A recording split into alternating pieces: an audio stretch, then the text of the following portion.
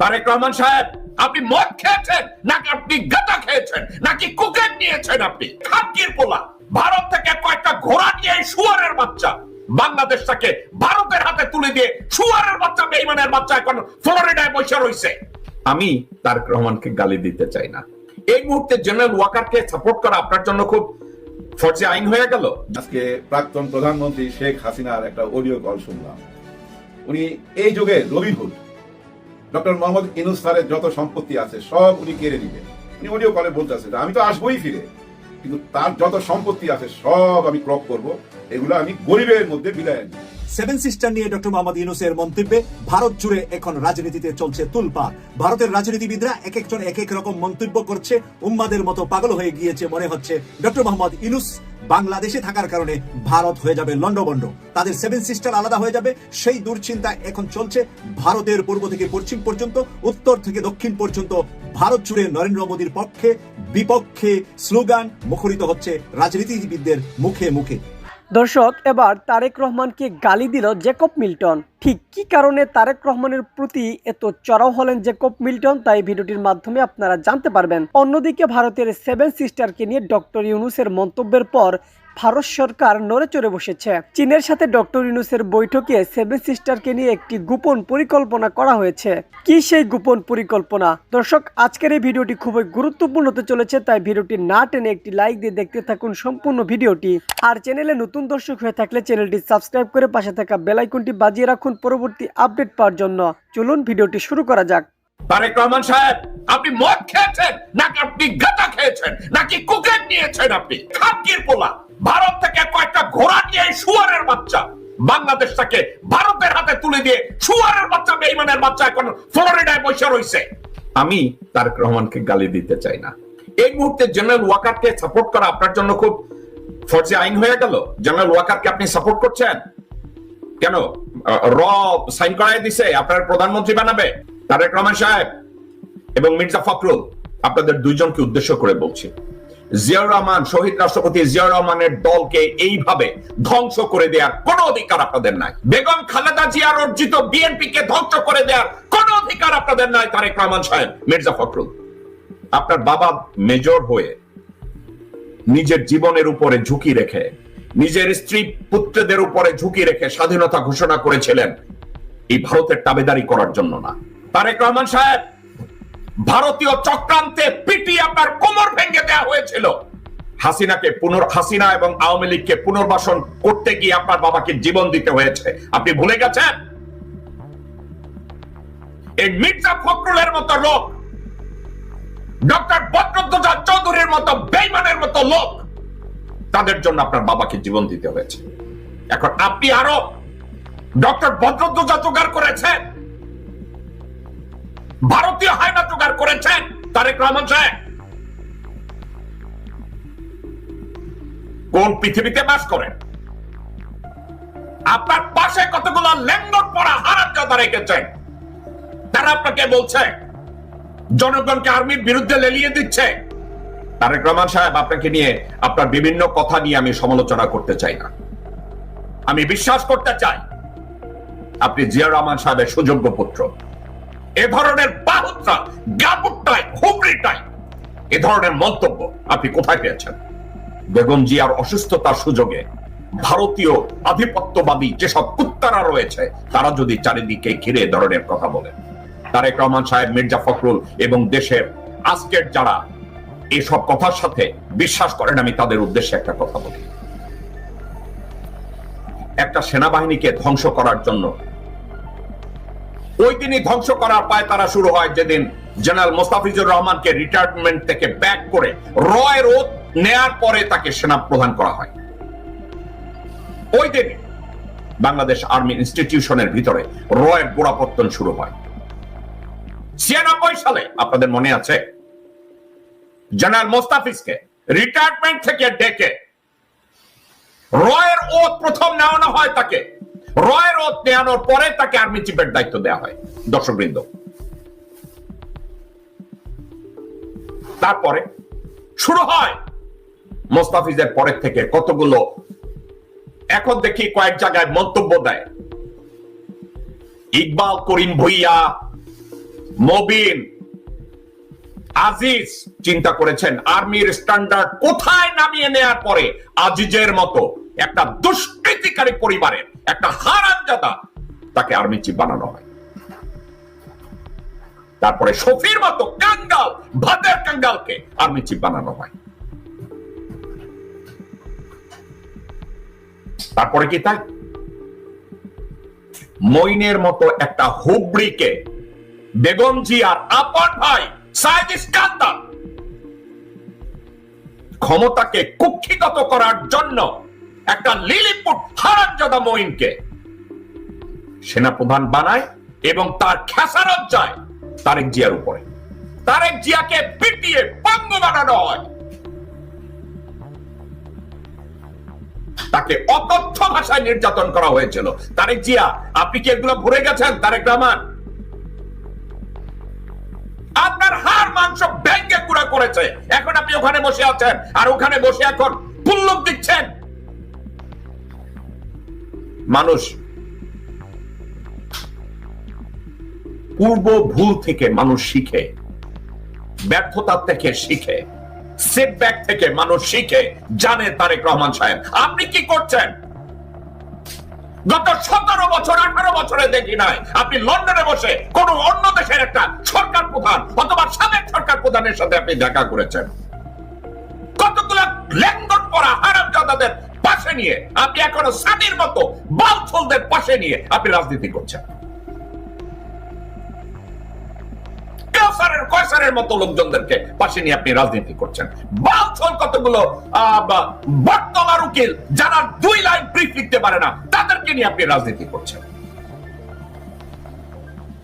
আর আজকে বলেন বাংলাদেশের জনগণকে নাকি সেনাবাহিনীর বিরুদ্ধে দাঁড় করিয়ে দেয়া হচ্ছে, এটা একটা ষড়যন্ত্র।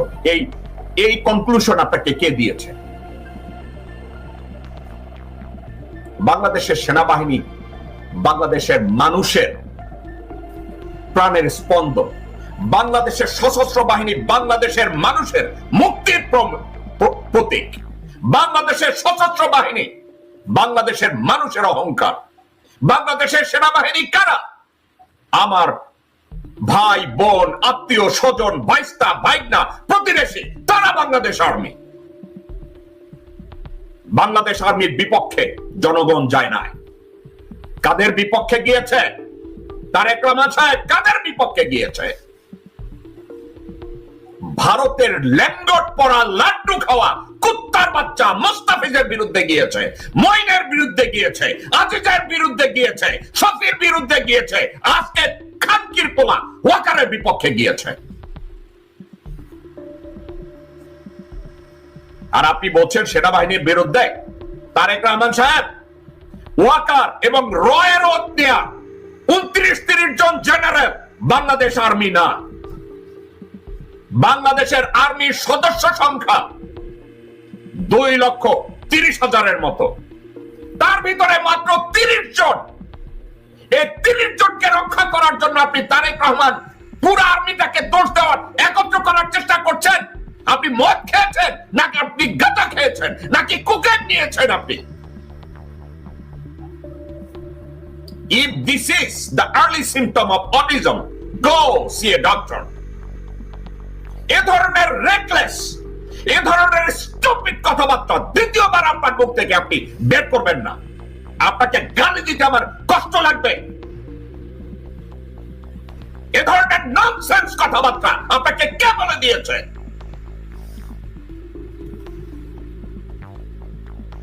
কেউ যদি আজিজের বিরুদ্ধে কথা বলে সেটা কি সেনাবাহিনীর বিরুদ্ধে বলবে? সেনাবাহিনী সবার ভাই কি দাঙ্গাবাজ, ডাকাত, খুনি? কেউ যদি শফির বিরুদ্ধে কথা বলে, শফি হচ্ছে ভাত না খাওয়া কাঙ্গাল, মঙ্গা, গাবু, এর অর্থ কি?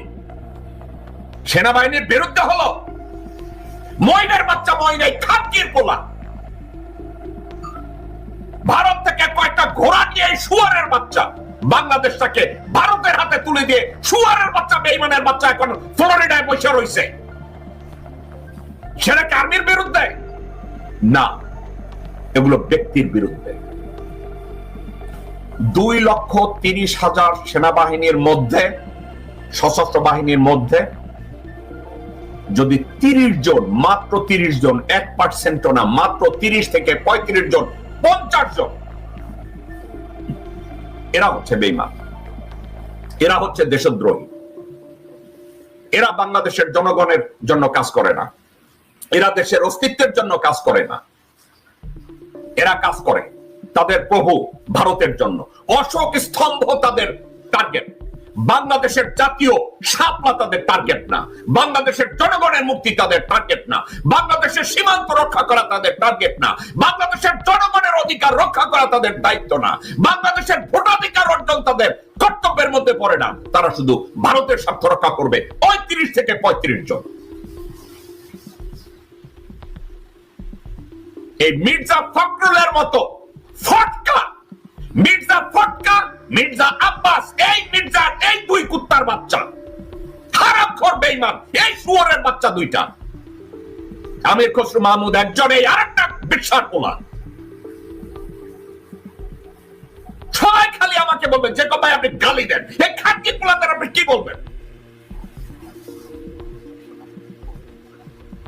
আজকে তারা বলে আমরা নাকি সেনাবাহিনীর বিরুদ্ধে জনগণকে ইগনাইট করতেছি, আমরা নাকি জনগণকে সেনাবাহিনীর বিরুদ্ধে লীলায় দিতেছি। বাট হারামজাদাদের দল। তারেক রহমান সাহেব, think twice before you comes up with this reckless comment. আমি অবাক হয়ে যাই, আপনার মতো একজন দায়িত্ববান মানুষ আপনি কি করে এ ধরনের মন্তব্য করতে পারেন? আমি জাস্ট অবাক হয়ে যাই, কি করে আপনি এ ধরনের কথা বলতে পারেন? দর্শকবৃন্দ, আমি তারেক রহমানের কয়েকটা লাইন আমি আপনাদের সামনে পড়ে শোনাচ্ছি। তারেক রহমান বলছে, কিছুদিন আগে যেমন সংস্কার ও নির্বাচনকে মুখোমুখি করা হয়েছিল, ঠিক তেমনি এখন সেনাবাহিনীকে জনগণের মুখোমুখি করার চেষ্টা করা হচ্ছে।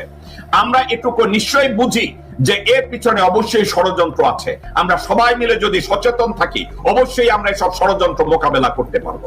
তারেক রহমান আপনার কথার জবাব দিচ্ছে। সংস্কারের পিছনে আপনাদের অনেক জায়গায় আপত্তি আছে, অনেক জায়গায় ভণ্ডামি আছে, অনেক জায়গায় আপনাদের অদূরদৃষ্টি আছে। আপনি শুনতে চান তারেক রহমান সাহেব কোথায় আছে? দর্শকবৃন্দ, কোথায় আছে আপনাদেরকে আমি বলি। সংস্কার কর্মসূচির মধ্যে একটা জায়গায় ছিল একজন ব্যক্তি সর্বাধিক 2 বারের বেশি প্রধানমন্ত্রী হতে পারবেন না। তারেক রহমান সাহেবের ওখানে আপত্তি আছে। দর্শকবৃন্দ, তারেক রহমান সাহেবের হাসিনা মাকির ওখানে আপত্তি আছে। লন্ডন পরিবারতান্ত্রিক রাজনীতিকে মুদ্রা দেয় আমি ওই পরিবারতান্ত্রিক রাজনীতির উপরে। তারেক রহমান মেনে নেন নাই। মির্জা ফখরুল বলেছে আমরা ওটা মানি না। বুঝেছেন? আপনারা সংস্কার চাইবেন কেন? আপনারা তো লোটা বান্ড লইয়া বসে রয়েছেন, কবে আবার ক্ষমতায় আসবেন, বাংলাদেশ সারে চুইচা খাবেন। আপনারা ওই দলের লোকটা। দর্শকবৃন্দ, শুধু তাই না, একজন ব্যক্তি সর্বাধিক 2 বারের বেশি প্রধানমন্ত্রী হতে পারবেন না। সেক্ষেত্রে বিএনপি আপত্তি করেছে। এই বিএনপিকে অ্যাকোমোডেট করার জন্য রাশার মতো একটা সংবিধান ইনঅ্যাক্ট করার চেষ্টা করেছে। সেটা কি জানেন? বলছে ওকে, হতে পারবে 2 বারের বেশি, তাহলে কি করতে হবে? 2 বার প্রধানমন্ত্রী হয়েছে, তারপরে মধ্যে আবার একজন আর অন্য একজন আর নির্বাচিত হইতে হবে, পরে আবার তিনি ব্যাক করতে পারবেন। এর মধ্যে এর অর্থ কি? আপনাদের রাশিয়ার নির্বাচনের কথা বলি। ভ্লাদিমির পুতিন ইলেক্টেড প্রেসিডেন্ট হলেন। এখন রাশিয়ার কনস্টিটিউশন এলাও করে না ভ্লাদিমির পুতিনকে কন্টিনিউয়াসলি যুগের পর যুগ প্রেসিডেন্ট থাকার। তখন ওই কনস্টিটিউশনের ভিতরে একটা ফর্মুলা তৈরি করলেন। পুতিন প্রেসিডেন্ট থেকে রিজাইন করে প্রধানমন্ত্রী হলেন এবং মেদভেদেভ পুতিনের একজন পাঁচাটা গোলাম, তাকে প্রেসিডেন্ট বানানো হলো। মেদভেদেভ প্রেসিডেন্ট হওয়ার 4 বছর পরে আবার পুতিন প্রেসিডেন্ট হয়েছে। দর্শকবৃন্দ, বাংলাদেশের কনস্টিটিউশনে এ ধরনের একটা অ্যারেঞ্জমেন্ট করার চেষ্টা করেছে। সেটা হলো এই যে 2 বারের বেশি কেউ প্রধানমন্ত্রী থাকতে পারবে না। আর যদি প্রধানমন্ত্রী ওই ব্যক্তি একই ব্যক্তি আবার প্রধানমন্ত্রী হতে চায়, মধ্যে তাকে একবার একটা টার্ম অন্য একজনকে প্রধানমন্ত্রী হবে, তারপরে আবার আসতে হবে আরেকজনকে। সেভেন সিস্টার নিয়ে ডক্টর মোহাম্মদ ইউনূসের মন্তব্যে ভারত জুড়ে এখন রাজনীতিতে চলছে তুলপাড়। ভারতের রাজনীতিবিদরা এক একজন এক এক রকম মন্তব্য করছে, উম্মাদের মতো পাগল হয়ে গিয়েছে। মনে হচ্ছে ডক্টর মোহাম্মদ ইউনূস বাংলাদেশে থাকার কারণে ভারত হয়ে যাবে লন্ডভন্ড, তাদের সেভেন সিস্টার আলাদা হয়ে যাবে, সেই দুশ্চিন্তা এখন চলছে। ভারতের পূর্ব থেকে পশ্চিম পর্যন্ত, উত্তর থেকে দক্ষিণ পর্যন্ত ভারত জুড়ে নরেন্দ্র মোদীর পক্ষে বিপক্ষে স্লোগান মুখরিত হচ্ছে রাজনীতিবিদদের মুখে মুখে। আজকে আমরা ইত্তেফাক পত্রিকা থেকে এই নিউজটা আপনাদের সামনে তুলে ধরছি। সম্প্রতি চীন সফরে গিয়ে এক বক্তৃতায় ডক্টর মোহাম্মদ ইউনূস ভারতের 7টি উত্তর পূর্বাঞ্চলীয় রাজ্যের সেভেন সিস্টার স্থল বিশিষ্ট বলে উল্লেখ করে বাংলাদেশকে এ অঞ্চলের সমুদ্রের অবির্ভাবক হিসাবে উল্লেখ করেছেন। তার সেভেন সিস্টারের সাথে সমুদ্রের কোনো সম্পর্ক নাই, তাই সেই কারণে বাংলাদেশ হলো ভারতের সেভেন সিস্টারের সমুদ্রের অবির্ভাবক। সেই অবির্ভাবকের দায়িত্ব পালন করলেন ডক্টর মোহাম্মদ ইউনূস। 54 বছর পরে বাংলাদেশের রাষ্ট্র ক্ষমতায় প্রথমবারের মতো ভারতের চোখে চোখ রেখে কথা বলার মতন একজন রাষ্ট্রপ্রধান। এখানে উল্লেখ করেছে ডক্টর মোহাম্মদ ইউনূস সেখানে বলেছিলেন ভারতের পূর্বাঞ্চলে অবস্থিত সেভেন সিস্টার নামে পরিচিত 7টি রাজ্য সম্পূর্ণরূপে স্থল বেষ্টিত, সমুদ্রের সঙ্গে তাদের যোগাযোগের কোনো উপায় নাই। ফলে আমরাই এই অঞ্চলের জন্য সমুদ্রের একমাত্র অবির্ভাবক। বাংলাদেশের অন্যদের জন্য প্রধান প্রবেশদ্বার হিসাবে কাজ করতে পারে।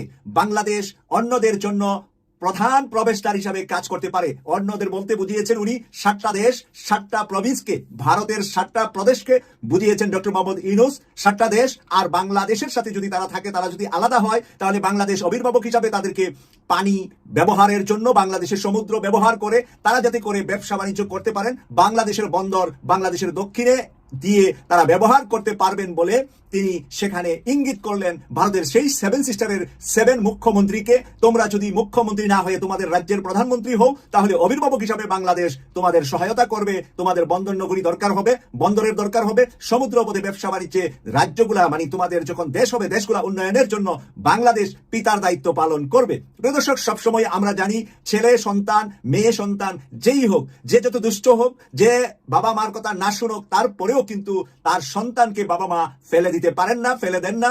একটা অনেক পড়াশোনা করে অনেক জ্ঞানী বুদ্ধিমান রাজনীতিবিদ, ডাক্তার, ইঞ্জিনিয়ার, বিশ্ববিদ্যালয়ের টিচার হয়, আরেকজন ঘুরে ফিরে বেড়ায়, কোনো কিছুই করে না, তারপরেও মা বাবার কাছে সে সমান মূল্য এবং সমান সন্তান হিসাবেই মা বাবার উত্তরসূরি হতে পারে। অনুরূপ ভাবে ডক্টর মোহাম্মদ ইউনূস সেভেন সিস্টারকে বলেছে, এটা তোমাদের জন্য আমরা অভিভাবক, আমরা গার্ডিয়ান, আমরা পিতার দায়িত্ব পালন করব সেভেন সিস্টারের জন্য। প্রদর্শক, সেভেন সিস্টারের রাজনীতিবিদদেরকে, সেভেন সিস্টারের জনগণকে উনি উৎসাহিত করলেন চায়না ওনার ওই বক্তব্যে। আর সেই বক্তব্যের কারণেই এখন তুলপাল চলছে ভারত জুড়ে। এই বিষয়ে আরো যা লিখেছে প্রধান উপদেষ্টা, এ মন্তব্যে ভারতের রাজনীতি নেতা কূটনীতিদের মধ্যে আলোচনার ঝড় সৃষ্টি হয়েছে। ভারতের সেভেন সিস্টার নিয়ে ডক্টর মোহাম্মদ ইউনূসের বক্তব্যের প্রতিক্রিয়া জানিয়েছেন দেশটির রাজনীতিবিদরা।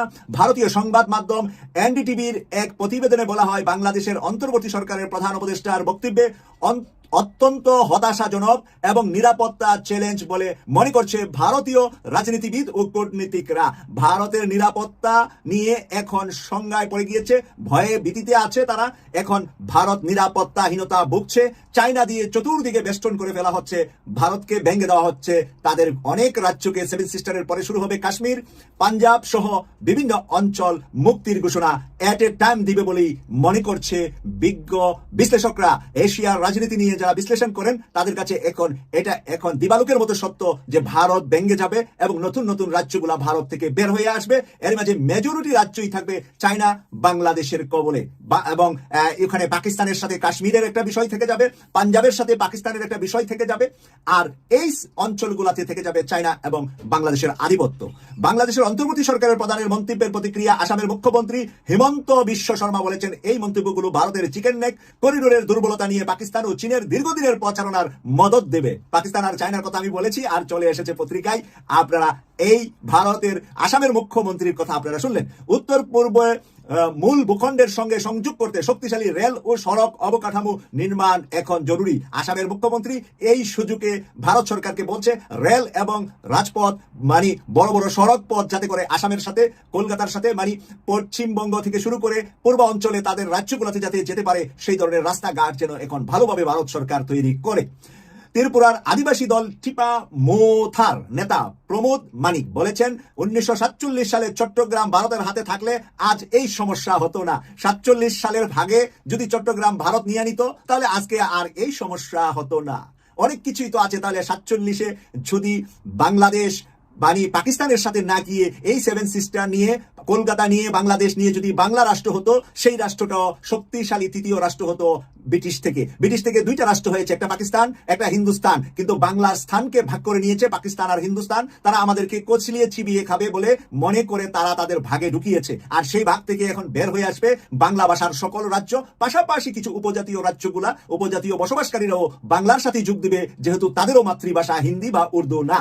তাই প্রিয় দর্শক, এখানেই খেলাটা জমিয়ে। দর্শক, সম্পূর্ণ ভিডিওটি দেখলেন, আশা করি বিষয়টি বুঝতে পেরেছেন। এ নিয়ে আপনার গুরুত্বপূর্ণ মন্তব্যটি অবশ্যই কমেন্ট বক্সে জানিয়ে দিবেন। ধন্যবাদ।